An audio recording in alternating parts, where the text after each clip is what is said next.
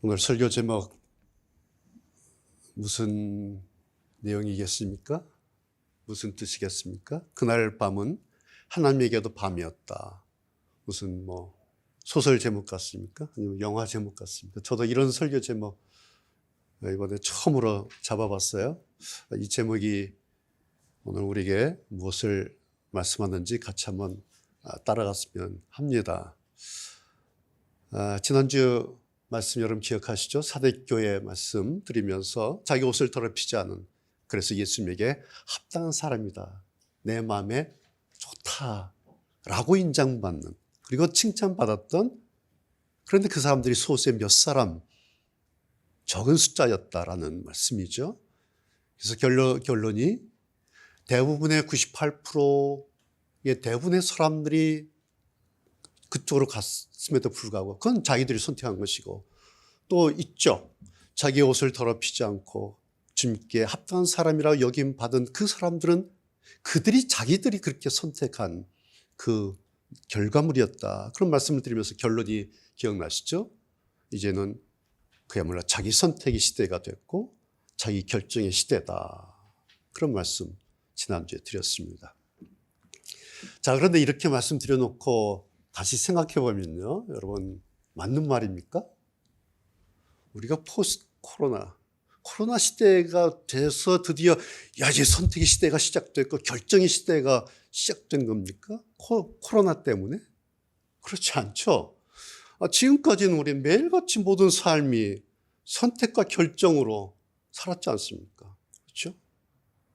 굳이 코로나가 아니었어도 우리는 지금까지 1년 365일 매일의 순간순간을 선택하면서, 선택 속에서 무언가를 결정하면서 그렇게 살아왔습니다. 지금까지.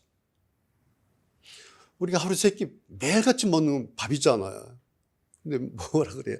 오늘 뭐 먹지? 오늘 또 뭐 먹냐? 점심 뭐 먹지? 선택해야 돼. 그래서 책 이름도, 요리책 이름도 오늘 뭐 먹지? 책 이름이에요. 그래서 식당 메뉴에 아주 좋은 거 생겼죠? 아무거나 주세요. 제일 좋아요. 왜? 선택하기 너무 힘드니까. 그 다음에 오늘의 메뉴. 앉으면 그냥 그 메뉴가 나오잖아요. 주방장이 알아서 그냥 주면 좋은 거예요. 왜? 선택이 너무 피곤한 거예요. 피로하고. 한두 번도 아니고. 하루 세끼 1년 365일을 선택하는 일은 너무 힘든 일이잖아요. 지금까지 우리가 그렇게 살아왔어요.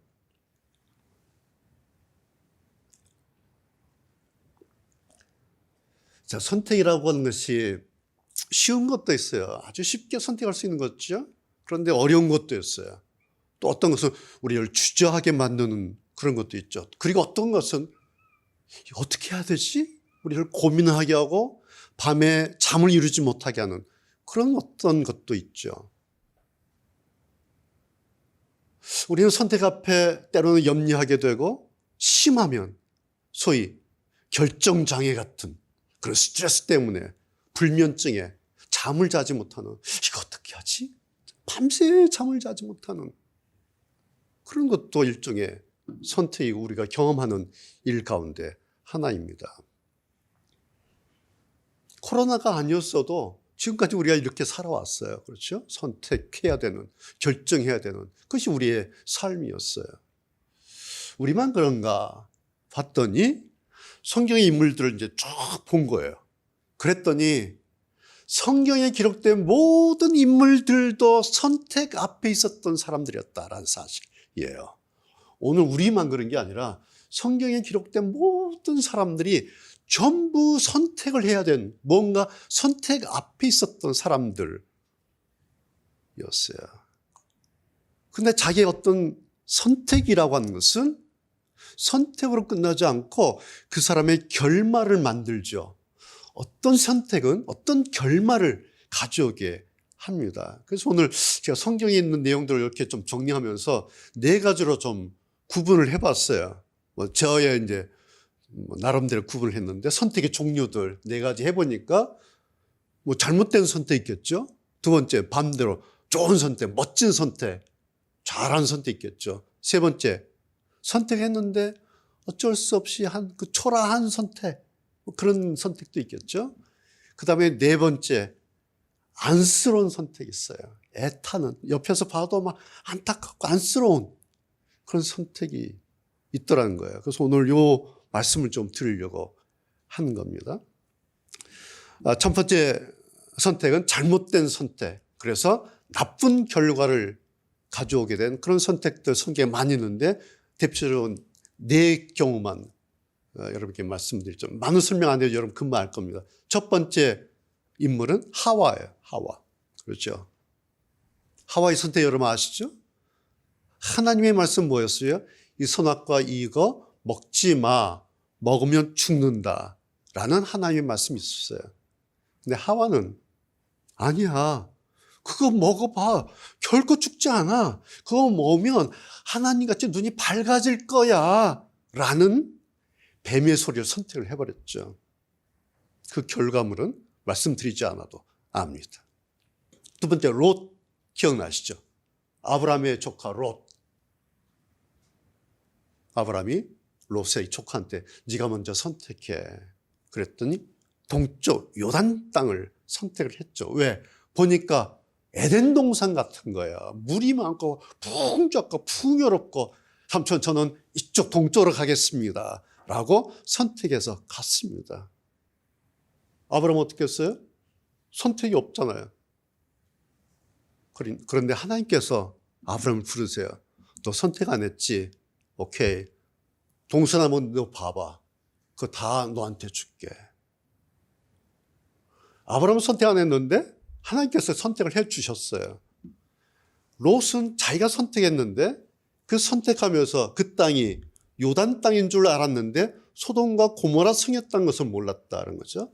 그 결말 여러분 아시죠? 세 번째, 롯의 아내. 기억나시죠?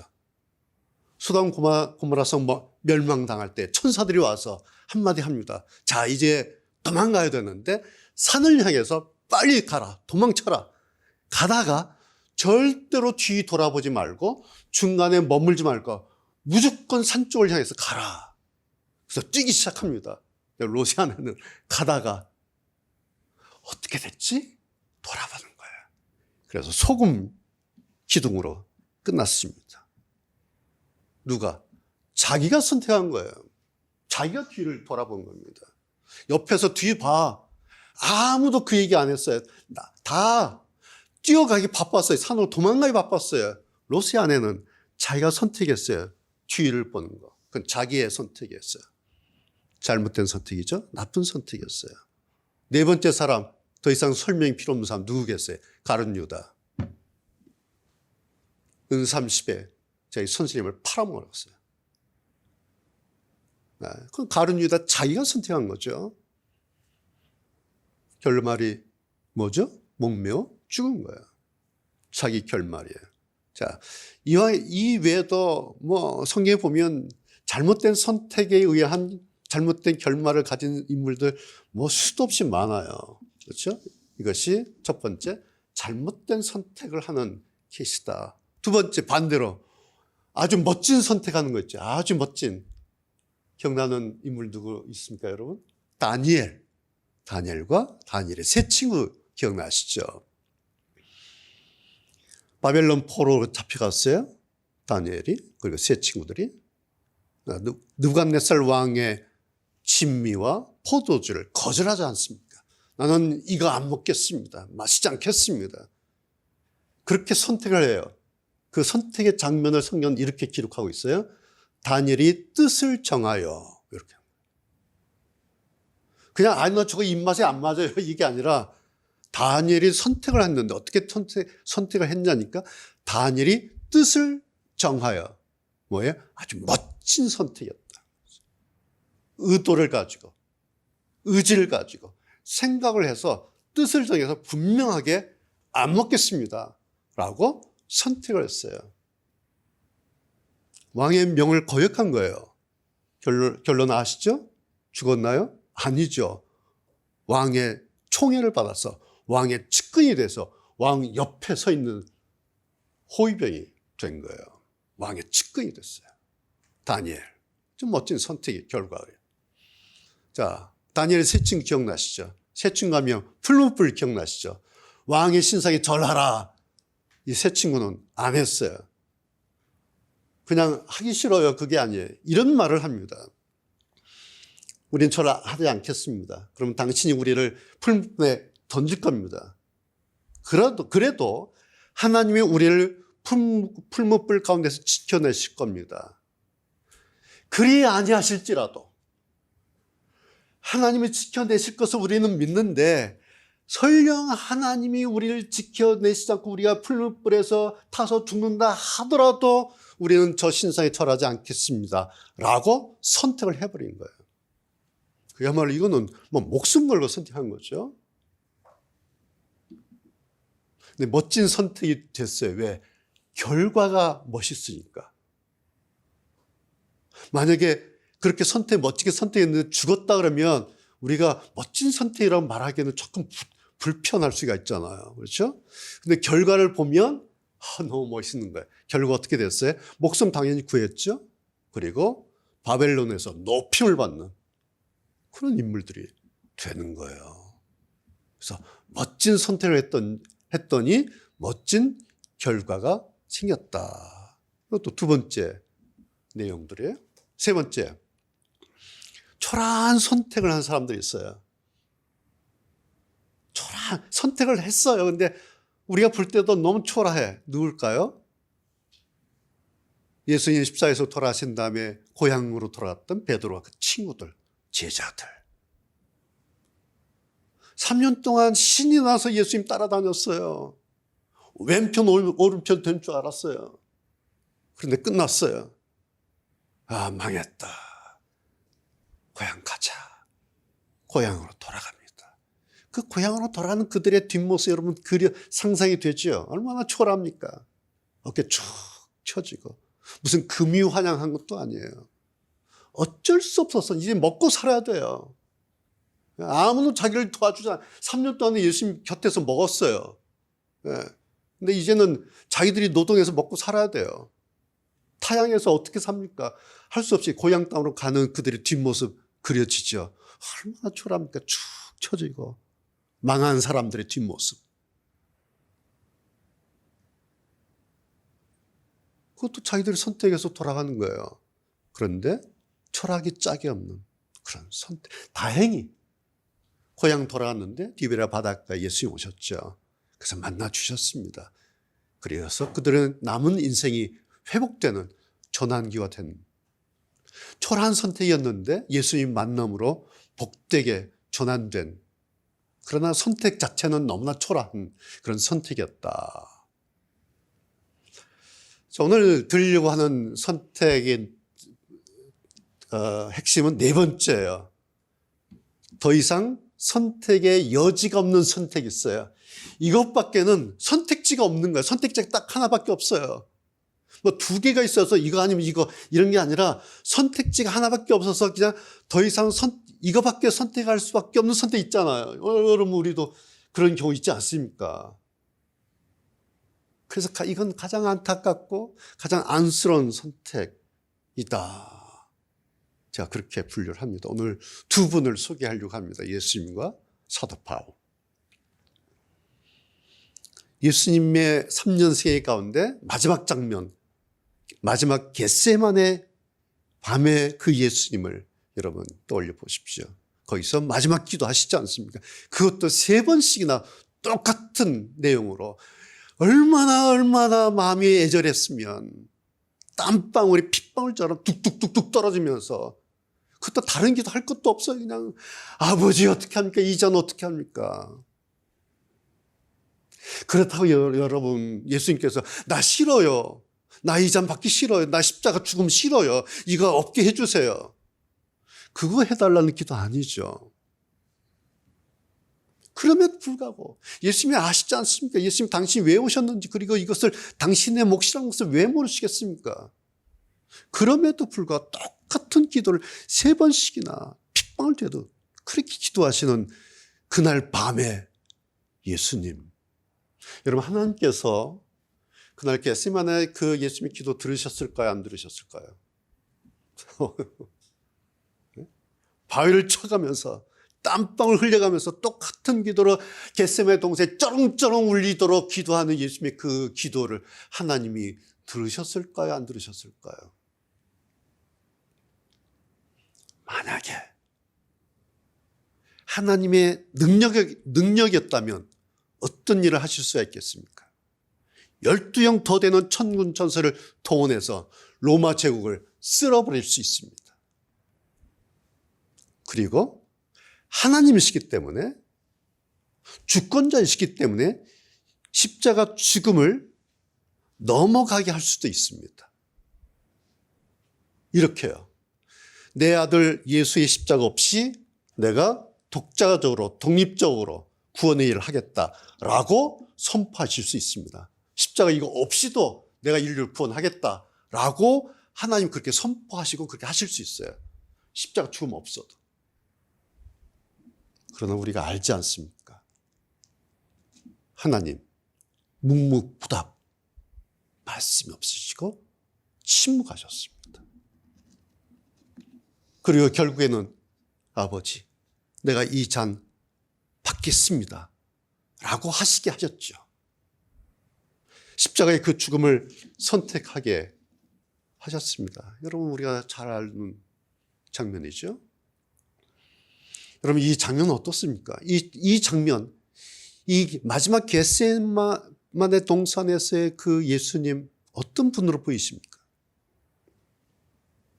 예수님의 3년 성육신 사건 가운데 가장 인간적인 모습을 우리에게 보여주시는, 가장 사람의 모습 그대로를 우리에게 보여주고 있는 그런 장면이에요.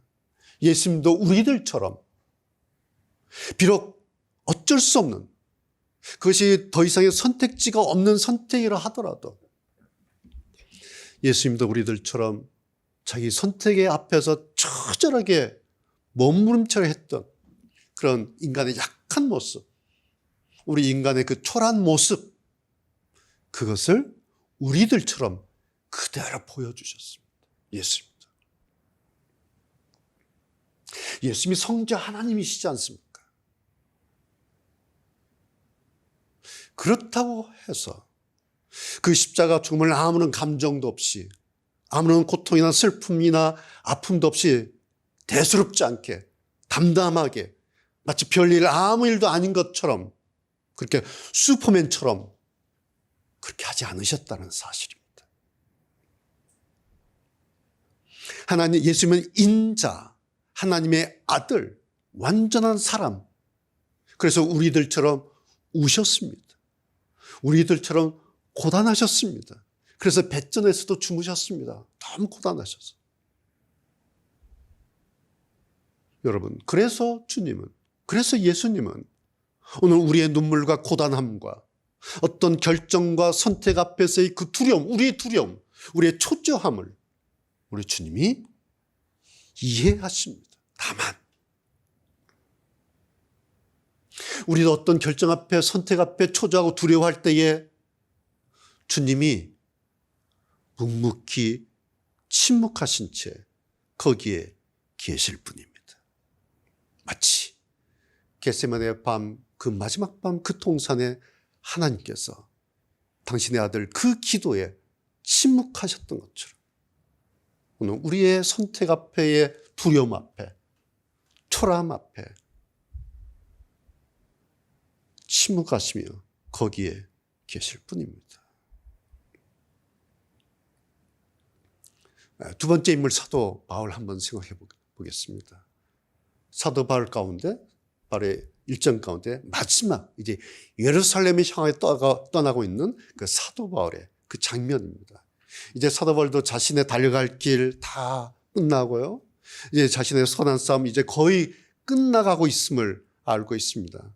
3번에 걸친 한 10년 동안의 선교행 이제 다 거의 끝이 나고 있습니다. 그것이 오늘 우리가 같이 읽은 사도행전 20장, 21장에 있는 내용입니다.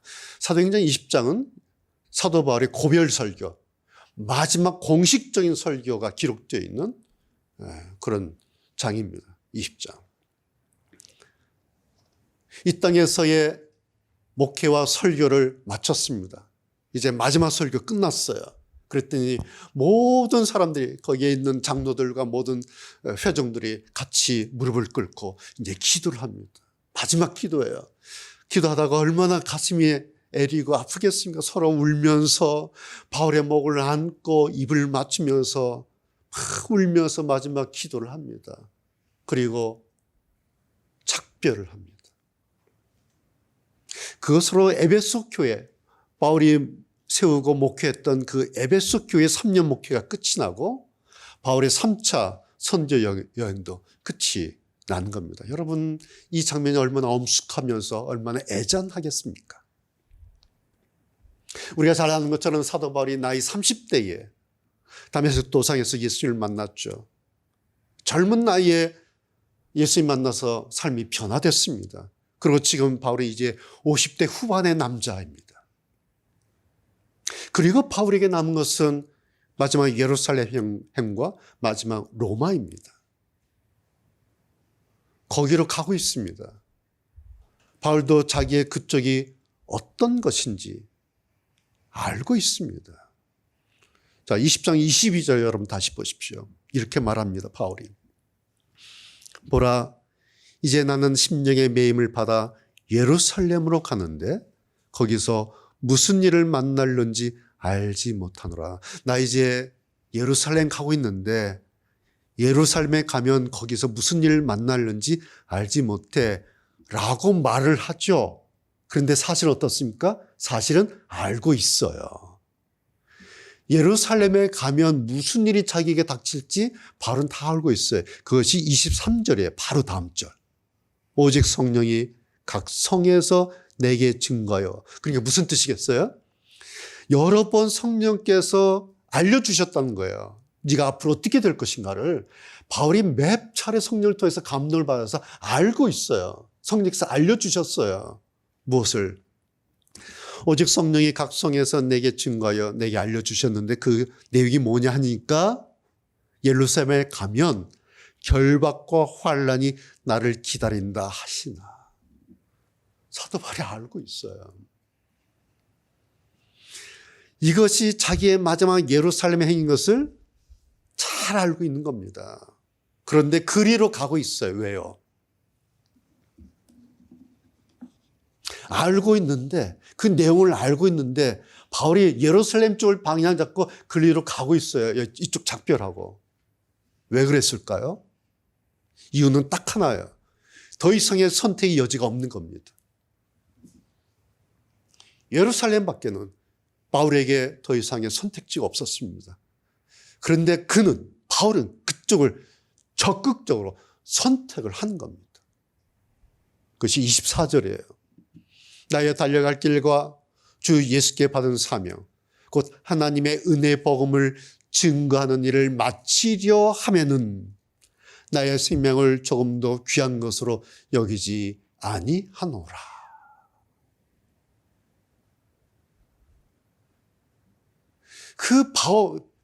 예루살렘 행이 무엇인지 내용을 알고 있지만 그럼에도 불구하고 바울로서는 적극적으로 선택을 해버려요. 자, 바울은 적극적으로 선택했다고 해요. 왜? 사도니까. 야, 역시 바울이다. 그럴 수 있어요. 그런데 여러분 어때요?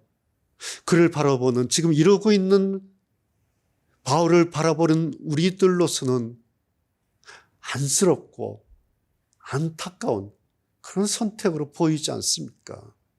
이것이 바로 선택의 여지가 없는 선택이라는 거예요. 선택지가 없는 선택. 그것이 예루살렘 행입니다. 자, 두 번째 사도행전 21장은 이런 내용이에요. 이제 두로 바닷가에서 이제 예루살렘 가면서 배를 타고 가면서 여러 섬을 거치지 않습니까? 그러다가 두로라는 섬에 들려요. 거기서 이제 짐도 뿌리고 또 식량도 싣고 뭐 좀 준비를 하면서 하기 위해서 두로라는 섬에 들려요. 거기서 7일을 머뭅니다.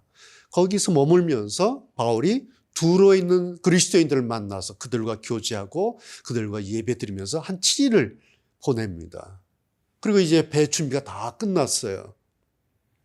떠나려고 하는데 둘에 있는 성도들이 바울을 말려요. 선생님 가지 마세요. 21장 4절 보세요. 제자들을 찾아 거기서 2일을 머물더니 이제 7일 동안 머물렀는데 그 제자들이 성령의 감동으로 성령께서 알려주신 거예요. 당신 내 선생 앞으로 어떻게 될 것인가 다 알게 되었어요. 이 사람들이요. 그러니까 바울더러 선생님 예루살렘에 들어가지 마십시오 하더라. 제자들은 뭐라 선택했어요. 제자들 선택 뭐예요? 가지 마세요. 이게 선택이에요. 뭐예요? 사랑이에요. 불순종이 아니에요. 제자들이 당신의 선생님 바울을 사랑해서 선생님 거기 가면 죽으세요. 그러실 필요 없잖아요. 가지 마세요. 사랑이기 때문에. 제자들은 사랑으로 가지 마세요 라고 선택한 거예요. 그런데 결국 바울은 그 배를 타지 않습니까?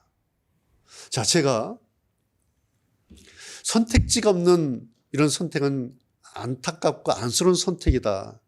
여러분 이해가 되시죠? 그 이유가 뭘까요? 이 선택지가 없는 선택할 때 그 장면을 보는 우리는 너무 안쓰러워요. 그 이유가 있어요. 자, 5절, 6절 여러분 보세요. 성경. 21장 5절, 6절 보세요. 이 여러 날을 지난 후 우리가 떠나갈 때 이제 배 타고 가는 거예요. 저희가 그러니까 그 둘에 있는 모든 성도들이 저희가 그 처자 자기네 아내와 자녀들과 함께 이제 전송하러 바닷가로 나와요. 그 처자와 함께 성문 밖까지 전송하거늘 우리가 바닷가에서 무릎을 꿇고 기도하고 서로 작별한 후 마지막 또 거의 바닷가에서 또 마지막 기도하고 축복하고 울면서 이제 마지막 작별하는 거예요. 그 다음 보세요. 무릎을 꿇고 기도하고 서로 작별한 후 우리는 바울 동행 일행들 바울과 그 일행 우리는 배에 오르고 저희는 두로 사람들 제자들 저희는 집으로 돌아가니라. 여러분 그림 그려집니까? 우리는 배에 오르고 저희는 집으로 돌아가니라. 한 팀은 배 타고 예루살렘 쪽으로 시작 또 가고 한 팀은 자기네 좋은 집으로 돌아가는 거예요. 저는 이 장면 생각할 때마다 이게 고독이구나. 이런 게 외로움이구나. 쓸쓸함이 이런 거구나. 돌아갈 집 있는 사람은 외롭지 않아요. 그렇죠? 우리가 여행 갔다가 집에 돌아오면 얼마나 좋아요. 근데 여행 떠났는데 여행 끝났어요. 그래서 돌아갈 집이 없어요. 여행은 끝났는데 그럼 어떻게 해야 돼요? 여행 다 끝났어요. 자 이제 가야 되는데 나 어디로 가지? 이게 고독이에요. 돌아갈 집이 있는 사람은 외롭지 않은 거예요. 저는 성경에 많은 장면이 있는데 이 장면만큼 이렇게 고독한 장면이 또 있을까 싶어요.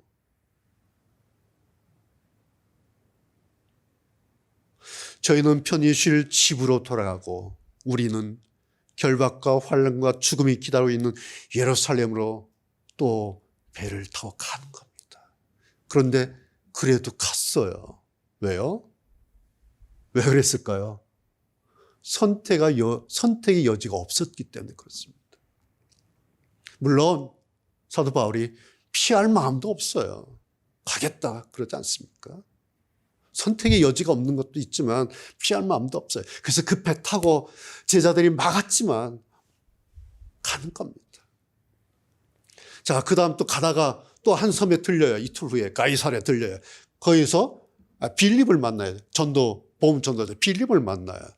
근데 거기서 또 사람들이 또 말리는 거예요. 12절 보세요. 또 바울에게 말해요. 예루살렘으로 올라가지 말라 권하니. 선생님 가지 마세요. 제발 예루살렘 가지 마세요. 권하는 거예요. 13절 바울이 대답하죠. 너희가 어찌하여 울어 내 마음을 상하게 하느냐. 나는 주 예수의 이름을 위하여 결박받을 뿐 아니라 예루살렘에서 죽을 것도 각오하였노라 하니 저가 권함을 받지 아니하므로 우리가 주의 뜻대로 이루어지이다 하고 그 닥쳤노라. 아무리 말려도 바울이 안 들어요. 가시겠다는 거예요. 안 되겠다. 그래, 하나님 뜻대로 되기를 원합니다 하고 보내드려요. 그리고 그 결과 오늘 우리가 읽은 마지막 15절이에요. 이 여러 날 후에 행장을 준비하여 예루살렘으로 올라갈새. 끝. 이거예요. 이게 끝이에요. 예루살렘으로 올라갈새. 이것이 바울이 선택했던 선택의 결말입니다. 예루살렘으로 올라갈새. 그런데 그 예루살렘에서 기다리고 있는 것은 결박과 환란이다. 여러분, 아무리 사도라 하지만 한편으로는 얼마나 안쓰럽고, 그런데 또 한편으로는 또 우리가 이렇게 보면 멋져요. 그렇죠? 한편으로는 멋져요. 그런데 또 한편으로는 참 안쓰러워요. 주를 위해 목숨까지도 아끼지 않고 두려워하지 않고 당당하게 그렇게 예루살렘을 선택한 이 사도 바울의 이 모습, 여러분 흔치 않는 모습 아닙니까? 예. 그래서 멋져요. 그런데 또 안쓰러워요. 자, 우리는 지금 이제 성경을 통해서 이렇게 보고 있어요. 그 당시에는 우리 주님이 보셨지 않겠습니까? 그 과정을, 그 길을 우리 지금도 보셨을 겁니다. 그리고 사도 바울의 그 심정, 사도 바울의 그 중심, 우리 주님도 다 아셨지 않겠습니까? 그럼 이런 거예요. 이런 사람 더 살게 하시면 주를 위해서, 복음을 위해서 얼마나 더 큰 일을 하겠습니까? 이런 사람들 살려두면 교회에 얼마나 큰 도움이 되고 교회가 얼마나 힘을 얻게 위로가 되겠습니까? 그러기 위해서 하나님께서 바울을 위해서 예루살렘에 먼저 가셔가지고 미리 가셔서 예루살렘을 미리 손보실 수가 있어요. 미리. 로마 관료들로 하여금 하나님께서 미리 손보셔서 사도 바울한테 손대지 못하게 그렇게 장치를 만들어 놓을 수도 있습니다. 아니면 이게 아니라면 다음을 위해서라도 복음을 위해서 교회를 위해서라도 작전상 후퇴라 그러지 않습니까? 지금은 아니다. 일단 피하자. 지금은 일단은 피하자. 그러실 수도 있어요. 그런 선택지를 만들어서 바울에게 주실 수도 있어요. 두 가지가 될 수가 있어요. 예루살렘을 가자. 아니다. 일단 피하자. 이렇게 만들어 주실 수가 있어요. 선택지 하나를 더. 그런데 바울에게 지금 선택지는 딱 하나예요. 예루살렘으로 간다. 이거예요. 여러분 아시겠죠? 이해가 되시죠? 더 이상의 선택지가 없어서 이렇게 선택할 수밖에 없는 선택. 이것이 오늘 우리가 볼 때 가장 안타깝고 가장 안쓰러운 그런 선택이에요. 저 오늘 말씀드리려고 하는 핵심이 여기에 있어요. 그럴 때에 우리 하나님은 어떻게 하실까? 그럴 때에 우리 하나님은 어떻게 하시는가? 우리가 이럴 때에 하나님이 어디에 계시고 우리가 이럴 때에 하나님은 무엇을 하실까? 자, 지금 제가 예수님과 사도 바울 두 부분 모델을 말씀드리면서 가장 안쓰럽고 안타까운 선택, 더 이상의 선택지가 없는 선택에 대해서 말씀을 드린 겁니다. 자, 이제 결론으로 이제 가고 있는데 영상 하나를 보겠습니다. 영상 하나를 보시면 불 좀 잠깐 꺼주시고요. 더 이상의 선택지가 없어서 선택하는 것을 좀 보여드렸습니다. 1945년 2월 16일 오전 3시 36분 29 청년 윤동주는 일본 후쿠오카 형무소에서 그렇게 젊은 29의 마지막 밤을 마쳤습니다. 그러면 2월 16일 윤동주의 마지막 그날 밤 거기에는 아무도 없었습니다. 잠깐 영상에서 보신 것처럼 얼마나 청년이 무섭고 얼마나 외로웠을까. 그가 저렇게 죽어가던 저 사실을 아무도 몰랐습니다. 그때는. 그런데 지금 우리는 1945년 2월 16일 윤동주의 마지막 별을 해는 밤을 지금 우리는 알고 있습니다. 윤동주의 서시를 읽을 때마다, 별을 해는 밤을 읽을 때마다 윤동주는 지금 우리에게 여전히 살아있는 듯한 그런 느낌을, 그래서 우리 마음에 윤동주가 있지 않습니까? 오늘 설교 제목이 그날 밤은 하나님에게도 밤이었다. 예수님의 마지막 겟세마네 선택의 밤은 하나님에게도 밤이었습니다. 마지막 예루살렘을 선택해서 그리로 향하던 사도 바울의 마지막 어느 밤은 하나님에게조차도 밤이었습니다. 예수님은 그런데 당신의 잔을 선택하셨습니다. 사도 바울은 자기의 예루살렘을 선택하셨습니다. 그날 밤은 하나님에게도 밤이었습니다. 그런데 그날 밤 거기에 하나님이 계셨습니다. 다만 묵묵히 침묵하셨을 뿐입니다. 성도 여러분, 이제 모두가 이런 말 하죠. 이제는 코로나 이전과 같은 시대는 오지 않는다. 우리는 이제 코로나 이전으로 돌아갈 수 없다. 얼마나 슬픈 이야기인지, 얼마나 가슴 아픈 이야기인지, 마음껏 여행하고 마음껏 사람 만나고 마음껏 다녔던, 마스크 없이 생활했던 예전으로 돌아갈 수 없다는 이 말이 얼마나 아픈 말인지요. 어쩔 수 없이 오늘 우리는 포스트 코로나 시대에 들어섰습니다. 이 포스트 코로나 시대, 선택의 시대다.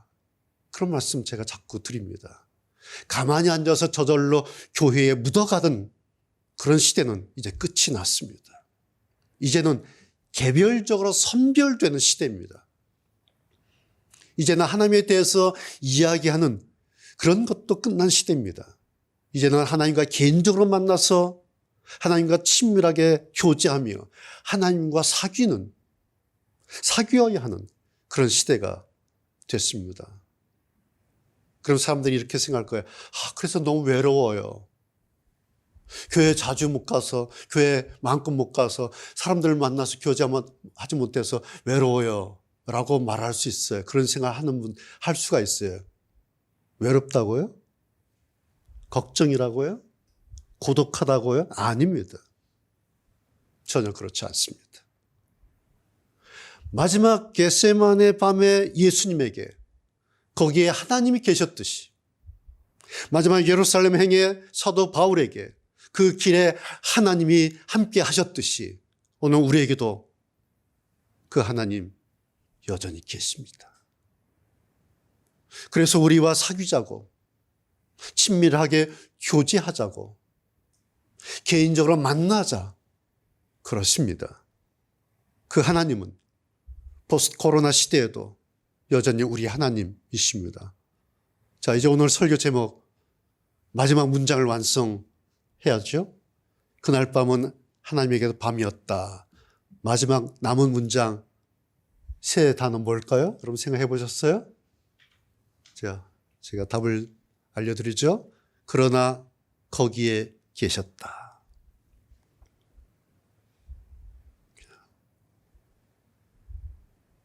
그날 밤은 하나님에게도 밤이었다. 그러나 거기에 계셨다. 기도하시겠습니다.